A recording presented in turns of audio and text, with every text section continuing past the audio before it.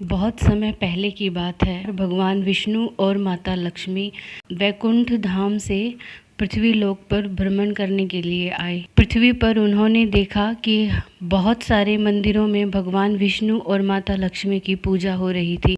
इस पर भगवान विष्णु ने लक्ष्मी जी से कहा, देखो ये लोग मुझसे कितना प्रेम करते हैं और मेरी वजह से तुम्हारी भी पूजा हो रही है। इस पर माता लक्ष्मी कहती है कि नहीं, मेरी वजह से आपकी पूजा होती है। सब लोग मुझे पाने के लिए आपकी पूजा करते हैं।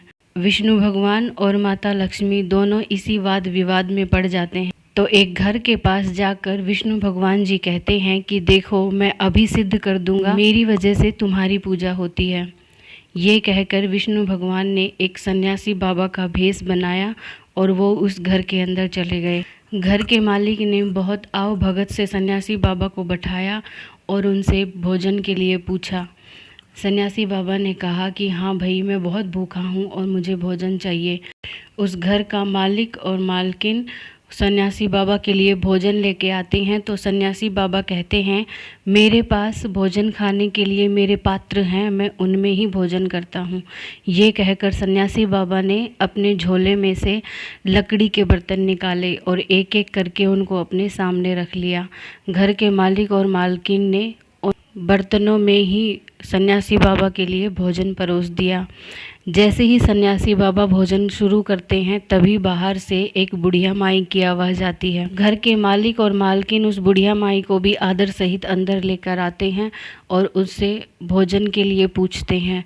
तो बुढ़िया माई भी वहाँ बैठ जाती है और कहती हैं कि हाँ, मेरे पास मेरे खुद के भोजन के पात्र हैं, बस मुझे भोजन दे दो। जब घर के मालिक और मालकिन बुढ़िया माई के लिए भोजन लेकर आते हैं तो देखते हैं कि बुढ़िया माई झोली में से सोने की थाली, सोने का गिलास, कटोरी निकाल कर अपने सामने रखती हैं। वो दोनों एक दूसरे के मुंह की तरफ देखते हैं और सोचते हैं कि ये बुढ़िया माई तो बहुत धनी है। सन्यासी बाबा और बुढ़िया माई दोनों ही भोजन कर चुके होते हैं। घर के मालिक और मालकिन बुढ़िया माई से कहते हैं कि लाओ माई, हम ये बर्तन धो देते हैं। इस पर बूढ़ी माई कहती हैं कि नहीं नहीं, इनको धोने की कोई ज़रूरत नहीं है, मैं एक बार जिस बर्तन में भोजन कर लेती हूँ उसमें दोबारा नहीं करती, ये तुम अपने पास ही रखो। इस पर उस घर के मालिक मालकिन बहुत खुश हो जाते हैं। बुढ़िया माई से कहते हैं कि अरे बुढ़िया माई, तुम कितनी बूढ़ी हो गई हो, अब तुम कहाँ जाओगी, यहीं हमारे साथ रहो, तुम हमारे साथ ही भोजन करना। इस पर बूढ़ी माई कहती है कि हाँ हाँ, तुम ठीक कहते हो, वैसे भी मेरे पैरों में बहुत दर्द रहता है, मैं ज़्यादा चल फिर नहीं पाती हूँ, लेकिन मेरे साथ एक समस्या है।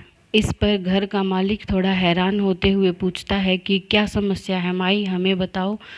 तो बूढ़ी माई कहती है कि ये जो सन्यासी बाबा बैठे हैं, जहाँ ये होते हैं वहाँ मैं नहीं रहती। घर का मालिक तुरंत उठकर सन्यासी बाबा के पास जाता है और उनसे कहता है कि देख, हमने आपको भोजन करा दिया है और अब रात्रि भी होने वाली है, इसलिए अब आप जाइए। वैसे भी हमें बूढ़ी माई के लिए रात के भोजन का प्रबंध करना है। सन्यासी बाबा उनको आशीर्वाद देते हुए उठते हैं और घर से बाहर जाने लगते हैं।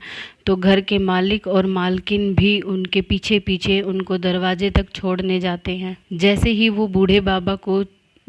वो सन्यासी बाबा को दरवाजे से बाहर छोड़कर अंदर आते हैं, तब तक बूढ़ी माई भी वहाँ से गायब हो चुकी थी।